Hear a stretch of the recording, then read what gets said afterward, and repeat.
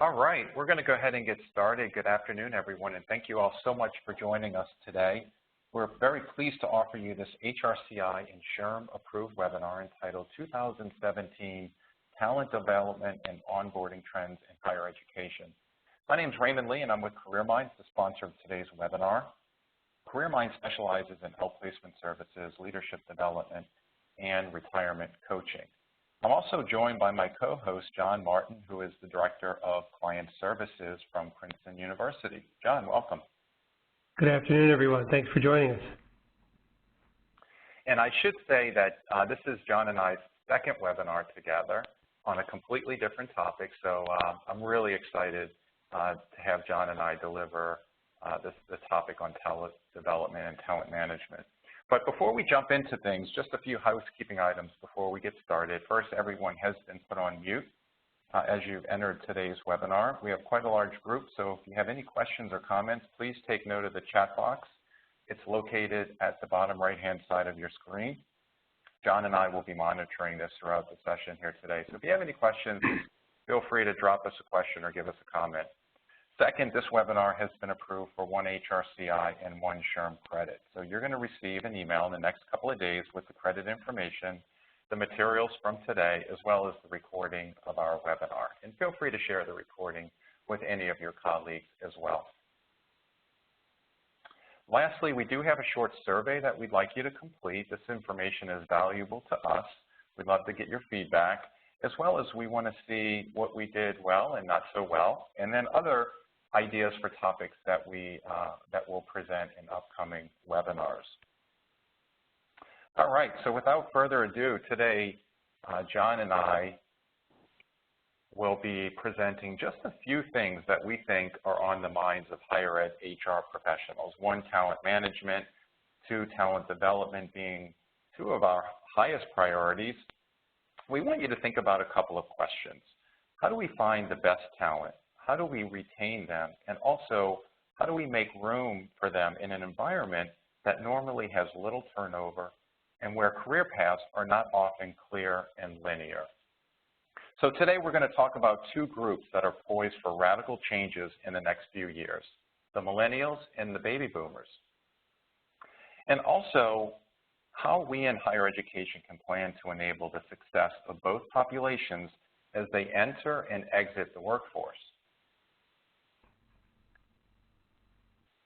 Okay, so I'm going to open up a quick polling question here, and we want to get a sense from the group before we jump into things. What are your talent and HR challenges for 2017? So we have 5 topics that we want you to choose from: performance review feedback, succession planning, performance evaluations, online competency testing, workforce planning. So if you wouldn't mind, take a minute and just give us a sense of what your 2017 HR or talent challenges are.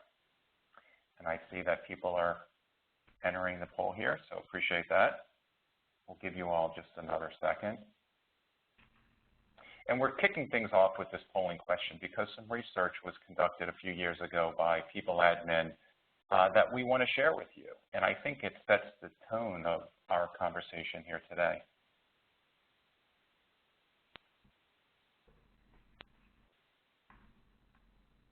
Okay, I'm going to go ahead and close the poll. And as the results are tallying here, it looks like number 1 on the list is workforce planning at 26%. Number 2 is succession planning at 21%. And I'm just going to apply the results here so you can see these. Yep, so workforce planning, number 1. Succession planning, number 2. Performance feedback is number 3. And then last, performance evaluations and online competency testing. Now, for those that didn't answer, you're probably scratching your head thinking, okay, none of these are my challenges. I have all kinds of other challenges ahead of me, but these aren't them. People Admin, when they conducted this study across 500 universities across the country, succession planning and workforce planning were number 1 and 2. And as John and I were pulling this presentation here together, thinking about the millennial generation entering the workforce, we thought to ourselves, even 5 years later, we felt that succession planning and workforce planning would continue to be the top two challenges that you all face in terms of managing talent and HR focus for next year. I will say at the beginning, we are going to be conducting some research in the next 2 months that's going to be conducted across higher education. So we'll tell you more about that toward the end. But let's take a look at the workforce now of this new generation. What's really interesting here is that there's been quite a change just in the last 2 years in terms of a shift in workforce, which is going to make a huge impact on industries across the globe as well as higher education. And you'll see just in the last 2 years that the baby boomer generation is really declining, and the millennial generation is on the rise. And there's basically 80 million millennials who are in the U.S. population today, with about 55 million in the workforce. And that's about a third of our workforce today.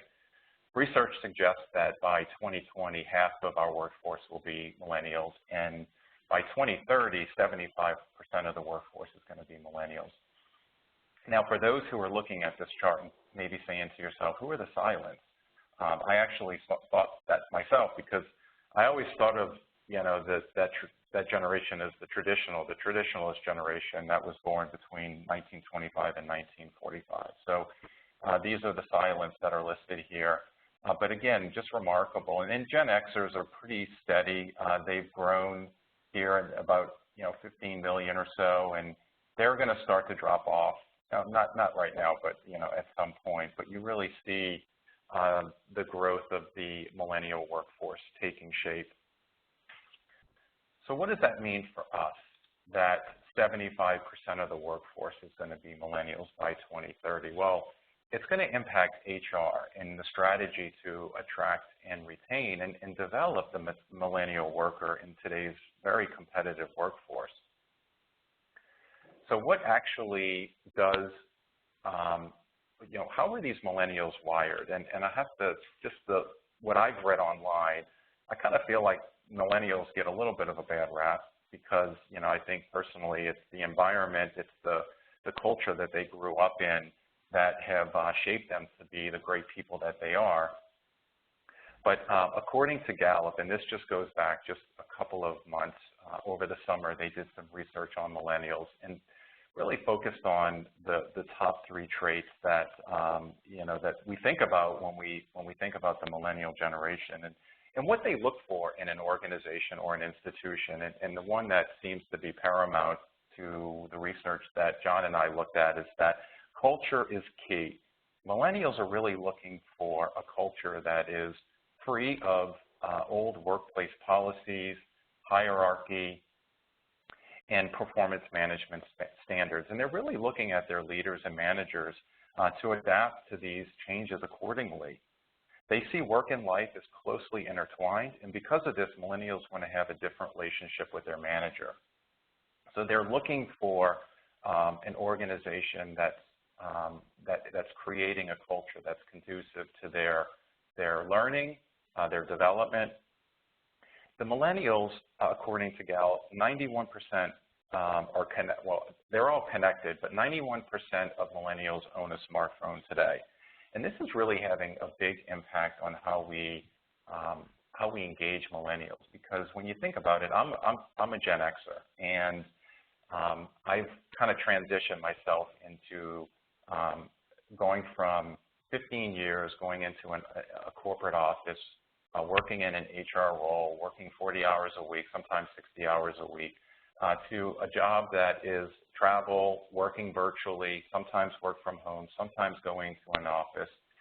And this connectedness allows millennials to have the ultimate in productivity. In some cases, maybe not so productive, but it gives them the flexibility to do work when and where they want, because they have this ability to, that they are so connected.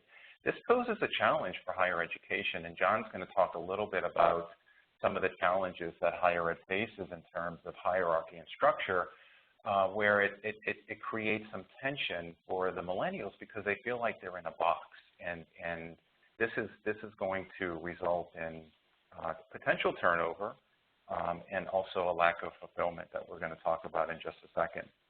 The other thing that's interesting is that they're very idealistic. Millennials are largely optimistic, and they believe that life and work should be worthwhile and have meaning, hence the purpose-driven employee. So this could be sometimes a good thing for education because in some cases, higher ed isn't always the highest paid jobs.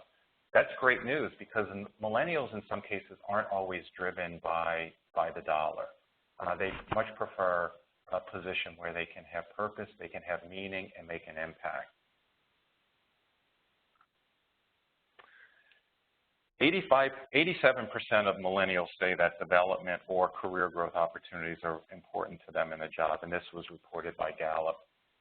As we think about this idea of purpose, that has direct meaning to the relationships that millennials have within the institution, amongst their coworkers and the community, their impact.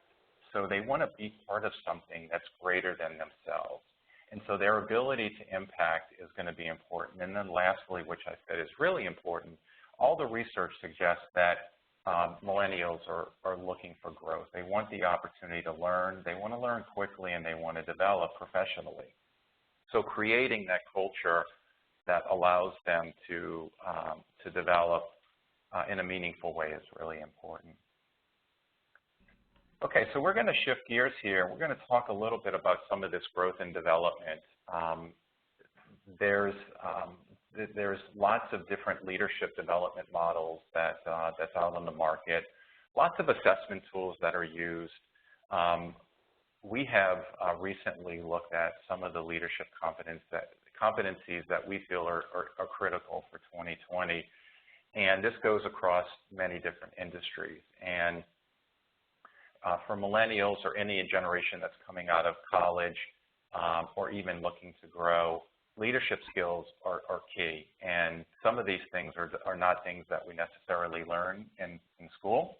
They're things that we develop. And so you have to kind of look at how an individual evolves over their career and what types of skills they're going to need to be effective in their jobs. And so emotional intelligence is one that we're going to talk about a little bit more broadly today, but you can see self-awareness, business and financial acumen, so really understanding what drives profitability and what drives the financials within a business is really key for the development. So as you start to begin to think about what are things that your employees can do within your institution that drive those business results and those financial results will make them much more effective as a leader. John's going to talk a little bit about what they're doing at Princeton to make this kind of impact, but the acumen is really important. The other pieces are, in some cases, a little bit more tactical, so highly analytical, having analytical skills, being able to influence people in order to make decisions. We are in I'm sure many of you heard of the world of VUCA. We live in a world where there's change happening every day, and so leaders need to be able to recognize that change, at the same time be able to influence and shift the course of where your institution's headed to adapt to those changes. And then being creative and innovative is really important. It's not just product information. It can be process innovation, and it sort of can impact how you look at developing people, as an example. So I mentioned many assessments out there. One that within our leadership development program we have aspired to use is the DISC assessment, which is also one that I'm sure many of you are familiar with. There's other ones out there like StrengthsFinders and Myers-Briggs. This is just one that we like because it not only gives you a sense of what the individual's behavior strengths and weaknesses are, but it also it demonstrates how individuals work with others. So I'm going to give emotional intelligence here just as an example. So if you think of someone's EI score, if you are a person with a high level of EI, high level of emotional intelligence, so just looking at your D style, you're going to be a person who is very assertive, strong-willed, decisive, versus on the flip side of that, someone, and I'm sure when you think of this, you're thinking of a boss or a coworker that has a high versus low level of emotional intelligence. So someone with that D style is going to be the bossy boss, the one that's confrontational, aggressive, demanding. They're the ones that will, command and control, banging the fist on the desk. And so from a leadership perspective, looking at your, not just millennials, but looking at employees that you're developing into a leadership position, it's really important to think about how their personality assessment, their personality profile impacts their ability to lead people. And so if you're not using assessments today, it may be something that you want to take a look at, where you can identify gaps of where people are today and then figure out where can you provide some training, some coaching, some mentoring in a way that gets people from the low level of EI to performing at more of a higher level.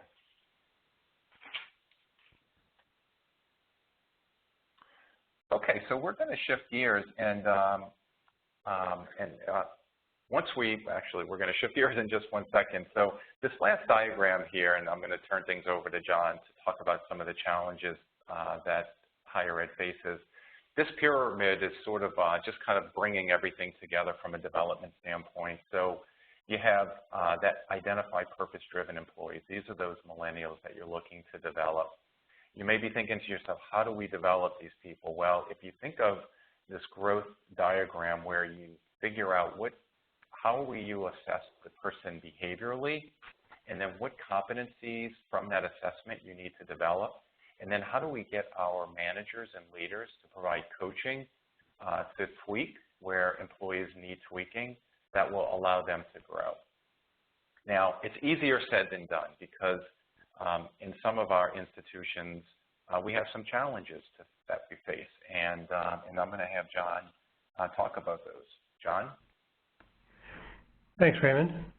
The People Admin Survey's authors reported that education's highly regimented structure, in air quotes, is hurting its image among young workers. About 56% of those employed in education respondents said academic institutions were capable of supporting spontaneous collaboration, and that's in that corresponds or that goes against the 70 to 85% that do so in corporate America. So just something for us to think about in terms of how we as a field want to be able to attract and retain millennials, and that we have to actually be more flexible, more nimble with the way that we think and conduct our work. And that includes everything from choices in our benefit plans to being able to provide flexible work schedules, to be able to also provide opportunities for self-development, because as Raymond told you, some of their characteristics flow right into some of those needs.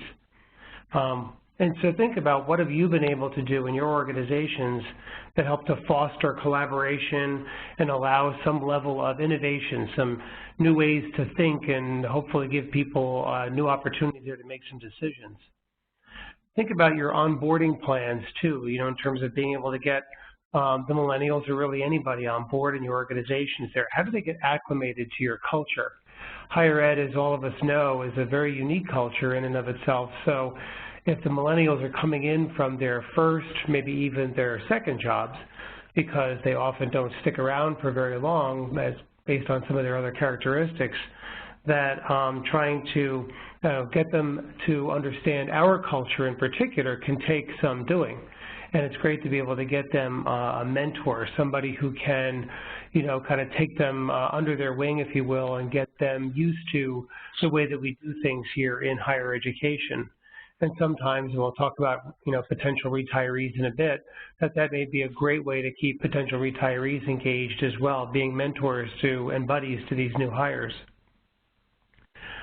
These hires come into organizations, and we need to help them, understand and navigate our cultures, not just learning the technical and operational skills, and Lord knows we have enough processes that could befuddle almost anybody, but also to develop, the millennials should be developing their communication skills, teamwork capabilities, and the emotional intelligence, those softer skills that will help enable their success.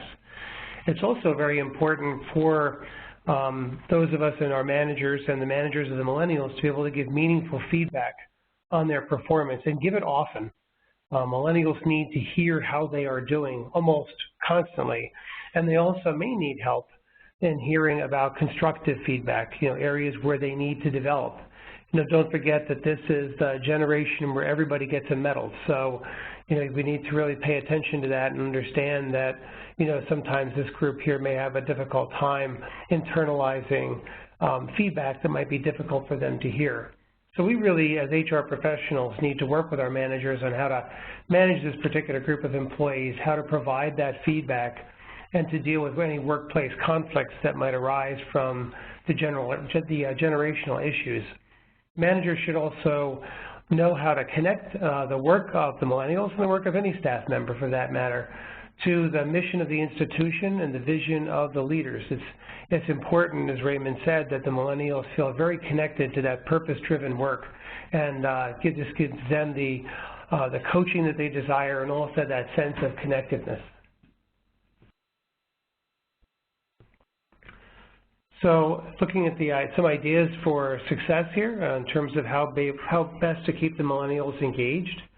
You could think about things like job broadening, where you could take 10–20% of a position and be able to give that to the millennial to kind of take it and run with it, based on, you look at your business needs, you look at their own individual skills, their competencies, and be able to think about ways that you might be able to give them a larger scope of work, a larger portfolio of work in the organization.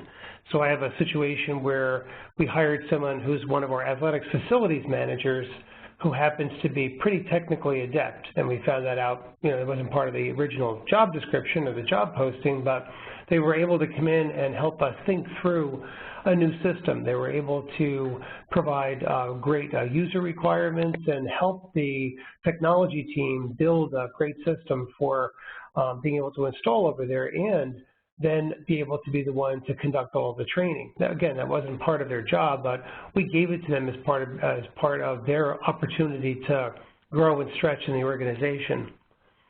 The next part might be to lead a project, where again you give them some increased responsibility, but this also helps to test their EI and their leadership skills, their abilities to collaborate and delegate, because now if they're project managers, they could actually have an opportunity to lead a whole team, a cross-functional team, and learn more about the organization.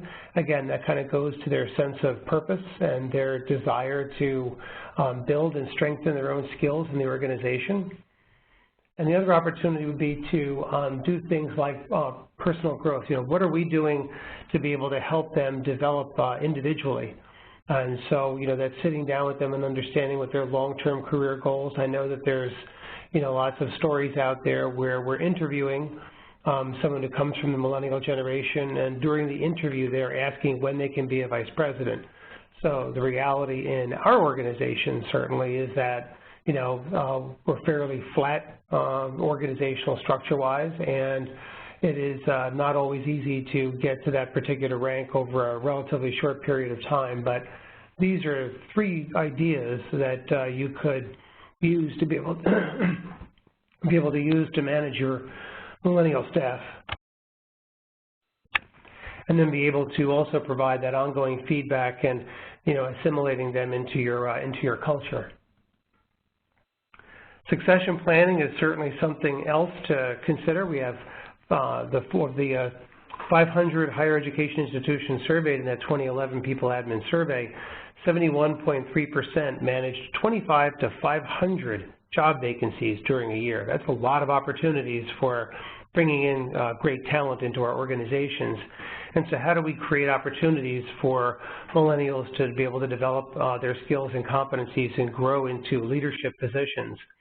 You know, higher ed historically has had fairly low turnover. You know, let's face it, when somebody gets here, they love the environment, they love the work that they do, they are caught up in the goals and the higher ideals of your institutions, and they really don't necessarily want to leave. So we have a challenge of kind of making some new ways for them to be able to do the work, and maybe help us think about ways that we can organize a particular department or a division to be able to achieve our goals.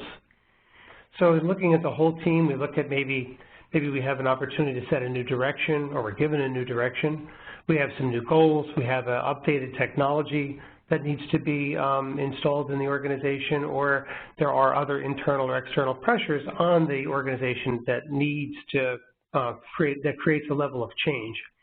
Succession planning helps to identify that talent and be able to have us look at the readiness of the individual and what can we do as we're an organization to get them ready to be able to move up or move around the organization. And one of the ways to do that is to look at some of our long-term managers and long-term individuals to see if there might be new opportunities there that we can provide. So our challenge, one of our challenges certainly, is education is the #1 industry with the largest percentage of workers over the age of 55. There are more Americans now aged 65 and older than at any other time in U.S. history. There was a new Census Bureau report that came out a little while ago. There are 40.3 million people aged 65 and older as of April 1st, 2010, so that was even 6 years ago. And that was up 5.3% from 35 million in just the year 2000. The baby boomer generation began retiring a lot earlier in the decade, and the expectation is now that we have roughly about 10,000 baby boomers a day exiting the workforce. That is a lot of change. And again, since most of us are in institutions where we do happen to have a lot of ladies and gentlemen who are here for long periods of time, this will certainly be affecting us as they, seek out the next chapter in their lives and they want to, leave our organizations for various and sundry reasons. What have we done to help them be able to kind of think that through? And Raymond will go over some very specific data shortly that will let you know of some of those ideas. So this is really a massive change that's coming down the pike for us.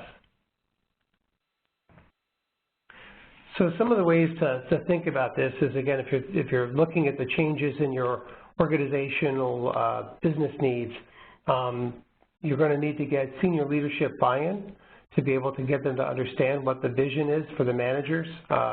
They want to create some new level of change in an organization and do things differently than the way that we've normally done it. So once we determine what those changes are and we get that alignment, then we should make sure that we're doing this based on data and not personality, not based on anything other than true business needs.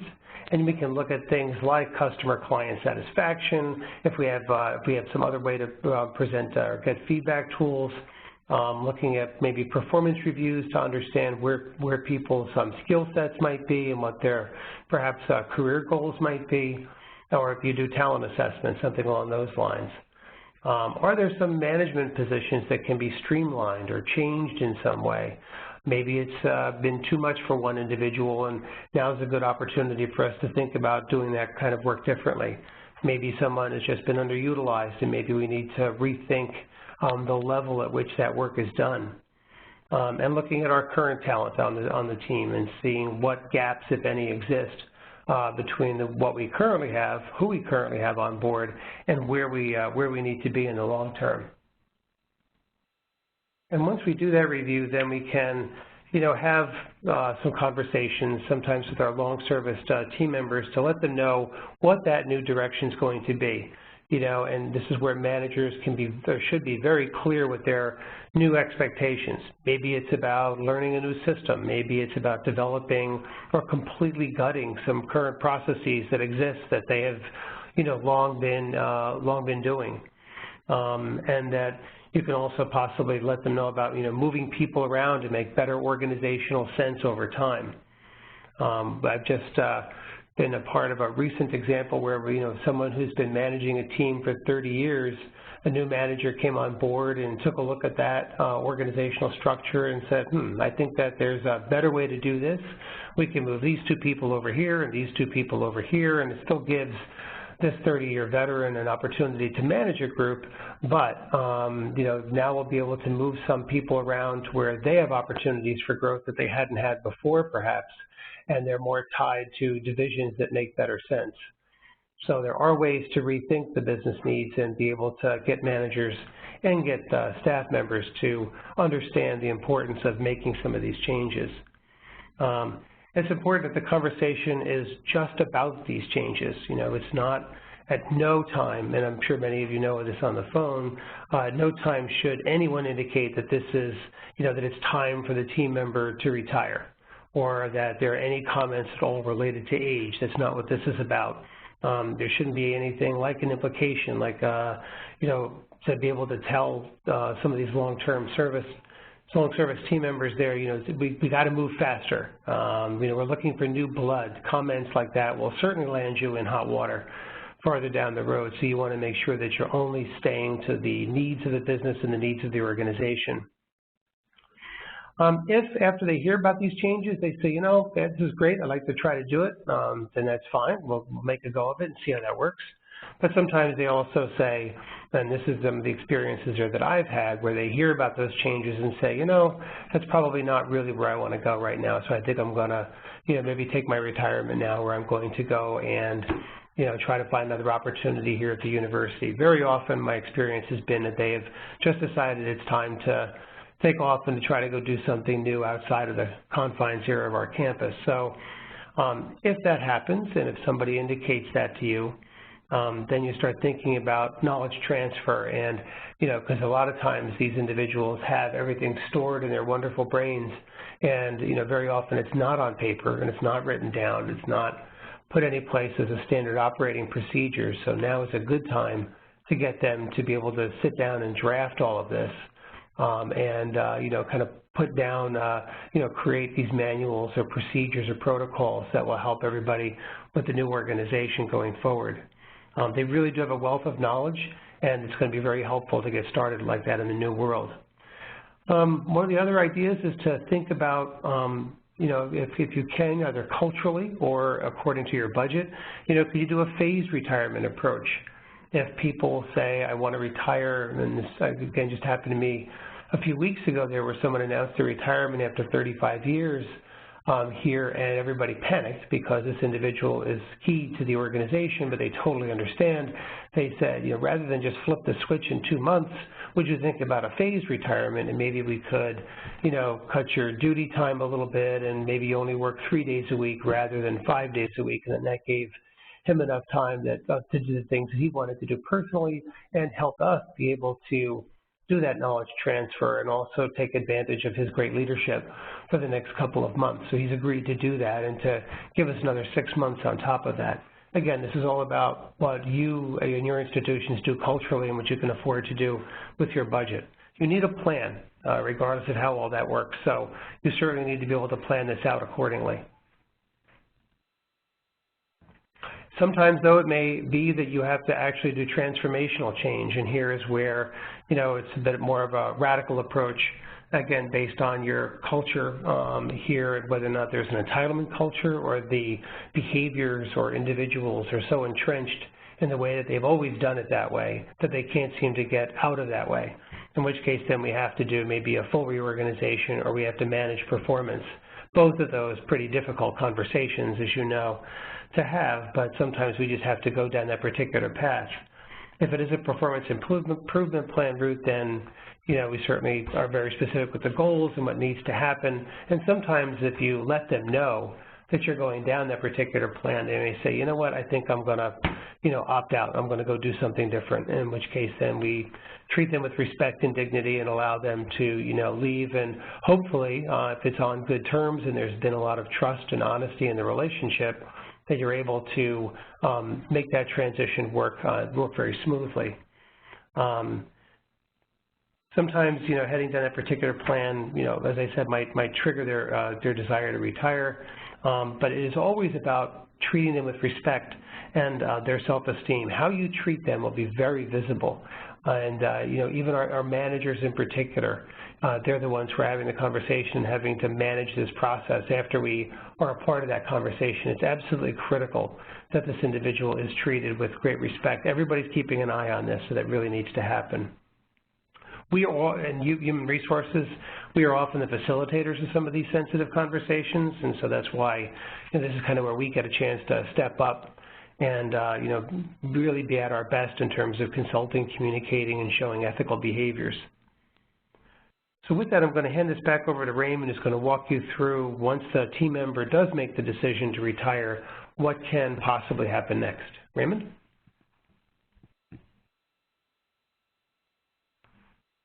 All right, thanks so much, John. I'm going to open up a poll here for you all to take. So if you take a look at your polling sidebar, you'll see there's a polling question there for you. And so what do you think retirees miss most in retirement? Take a look at this question. There's reliable income, mental stimulation, their boss, social connections, insurance. What do you think retirees miss most?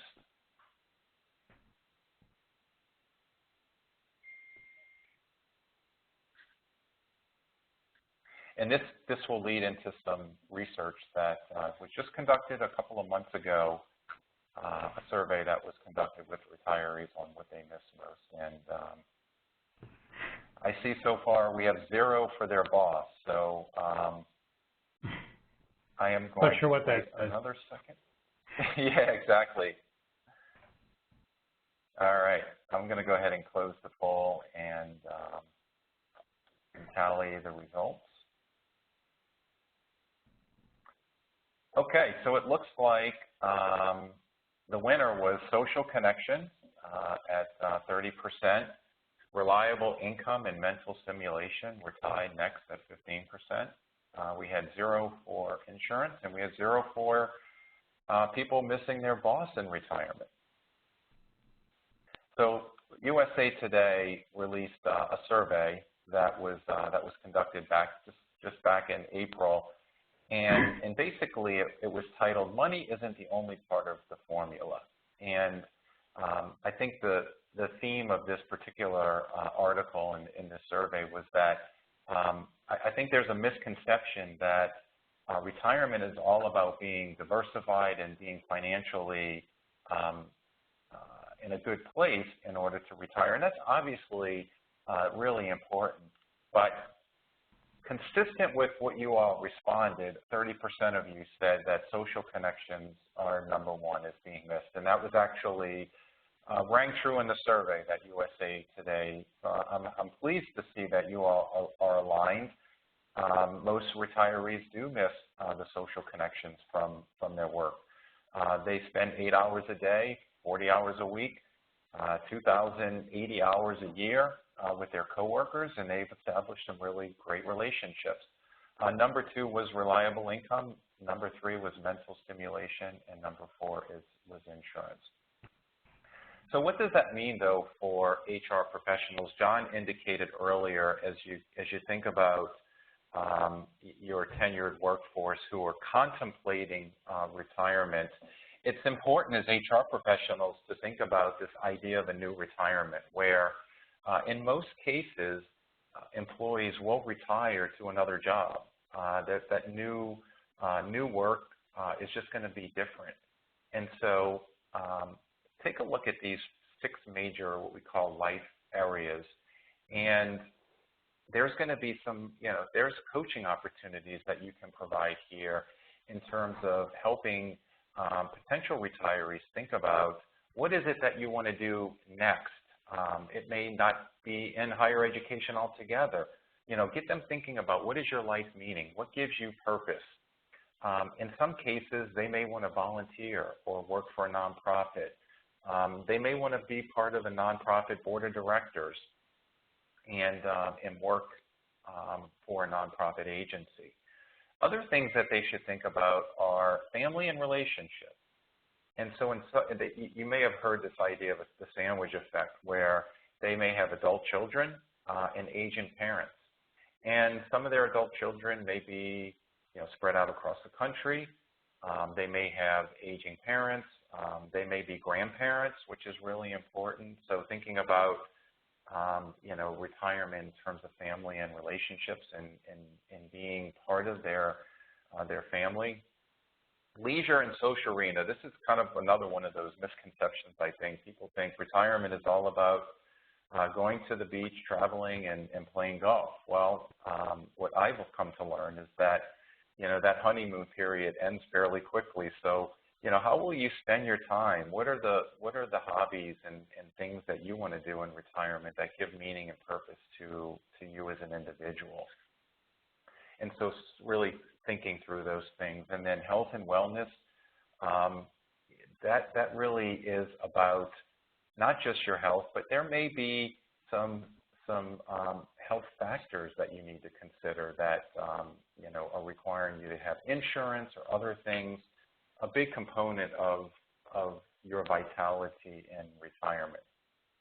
So this is sort of the new retirement model where you start to think about, and there's a guy named Dr. David Johnson who has sort of authored this new retirement paradigm. He wrote, "What Color is My Retirement?" There's actually a whole assessment that was built around these 6 life arenas that we've used with some of our clients. But it's something to be thinking about. And if I could, Raymond, this particular slide speaks to me in a couple of different ways. One is because I'm a baby boomer myself, and I've gone through some of this thinking with my retirement planner, and it's interesting that as I've talked to him and some personal experience where I've talked to other people who are retiring from Princeton after many years. One woman was retiring after 55 years doing the same job, stocking library shelves. Pretty amazing. She actually lived very close to town, could walk here, and she said she needs to take this particular retirement now. And she looked at me and she said, what am I going to do? She had no sense of goals or what my next step could be. And so I talked to her about opportunities to volunteer and things like that. She really didn't have a large family. And so I guess she took me up on some of that because I haven't heard from her since. I assume that she's doing well. But, that's one where, in talking to my retirement counselor, they have said that many people just don't have a plan. They know they're going to retire. They, look forward to not working and maybe doing some traveling. But after all that traveling is over, which it has to end at some point in time, what do you do from that? So thinking about the way that you, keep yourself healthy, keep your mind alert, that you, are out there doing things hopefully for the community. There are ways that you can contribute, and it's meaningful work for you too. As a retiree, it's something that we really need to think about.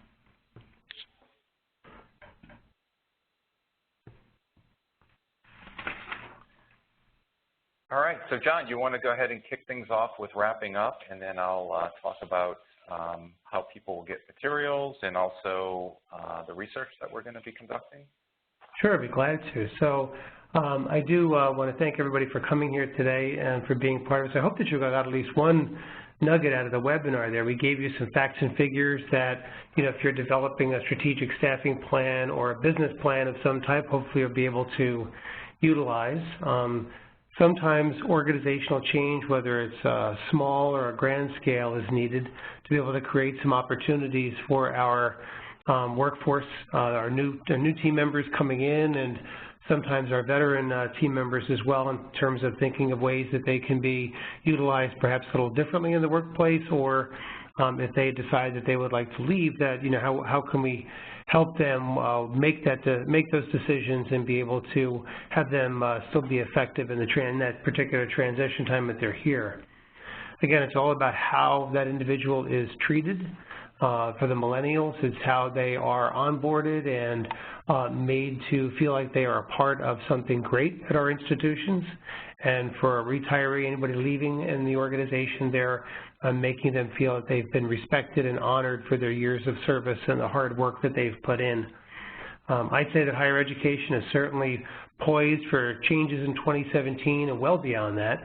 And it's likely that we're actually going to be in transformative mode for a long time to come. And as HR leaders, it's really up to us to make sure that any transformation goes as smoothly as possible and that, we're integral to ensuring the success of our institutions during this time of change. Thank you. I want to open it up. Yeah, absolutely, John. I want to take this moment. We're kind of wrapping up here. We have about another 10 minutes or so. If anyone has any questions for myself or John, there's a Q&A box that's on the right-hand side of your screen. Feel free to send us a question or a comment if you have anything on your mind that you'd like to share with us on anything that we covered here today. If you're wondering, will you get a copy of today's presentation? We will be sending out this presentation along with the HRCI Insurance credit that's going to get sent to you in the next couple of days. So by the end of the week, you'll have an email with all the materials. You'll also get the recording. So if you want to share this with colleagues who weren't able to make the call here today, you'll be able to send that over to them.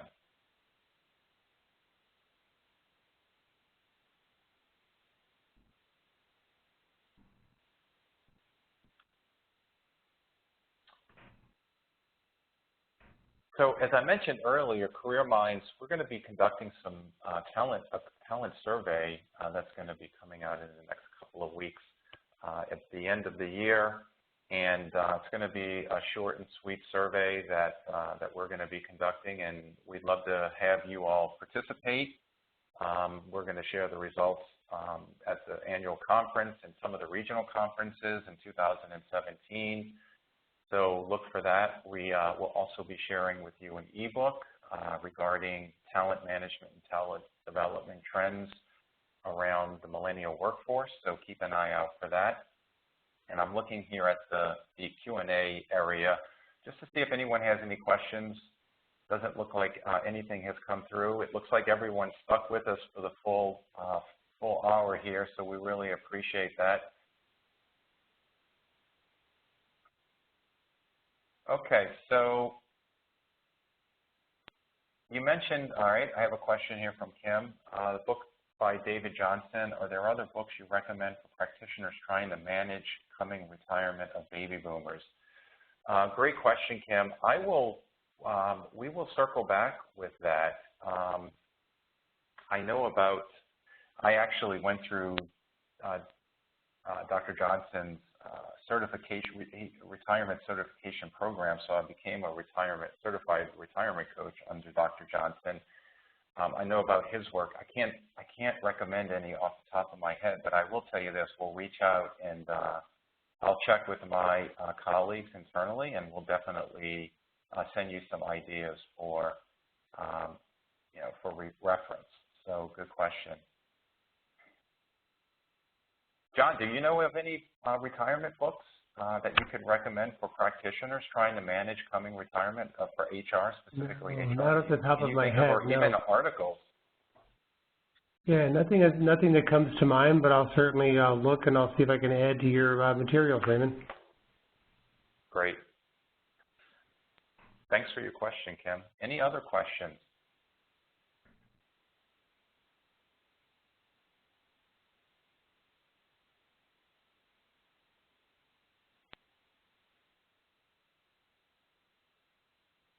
All right, well, we're going to go ahead and wrap up. Hopefully, John and I are giving you 10 minutes back to prep for your next meeting. So thank you all so much for joining us here this afternoon. John, great. It's been just fantastic content. Thanks for sharing your examples from Princeton. And I believe that these are examples that the group here today will be able to take back to their institution. So thanks so much for joining me today.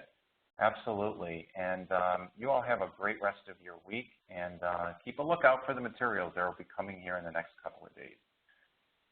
Have a great rest of your day, everybody. Take care. Take care.